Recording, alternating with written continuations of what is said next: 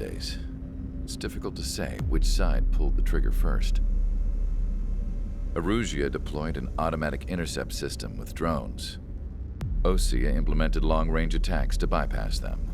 So Erusia decided to sabotage Osea's communications and navigation technology. Erusia couldn't launch a satellite themselves, but they were still able to hack the software of the Osean transmission and navigation systems. Before Osea even noticed, half of their satellites were hijacked. That's when things got ugly. In an attempt to knock out each other's capabilities, both forces launched fighters loaded with anti-satellite missiles at the same time.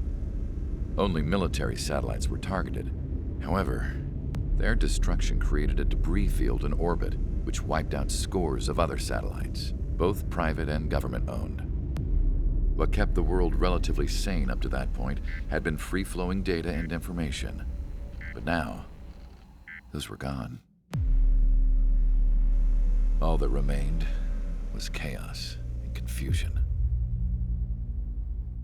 Government and civilian broadcasts and transmissions were cut off. The flow of information had ceased.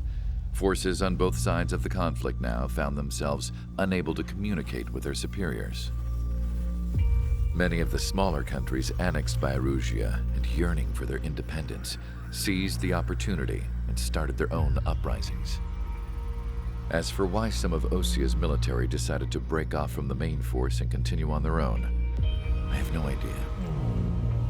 Perhaps there was some sort of dispute over the chain of command. The continent that had once seen wars that were only fought between Osea and Erusia was now full of numerous conflicts between rival leaders vying for power. Insurgencies were everywhere. I even heard a rumor that a group of Osean convicts had rebelled. Rumors. It never ceased to amaze me that even at a crazy time like this, something as trivial as a rumor could find its way here. Communications from corporate were cut off. Apparently, the entire computer network was down.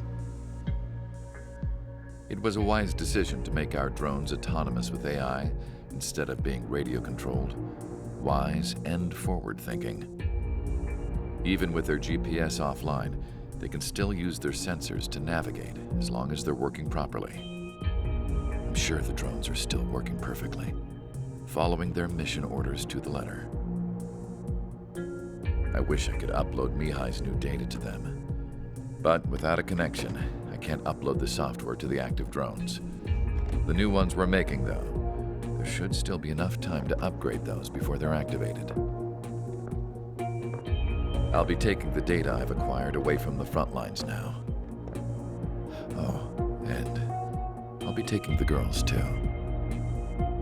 I told my assistant Masa it was time to get Mihai's granddaughters ready to leave here.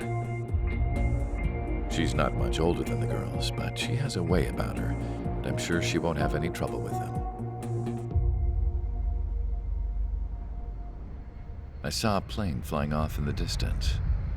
I imagine it was looking for a safer place. The plane had a rose emblem on it.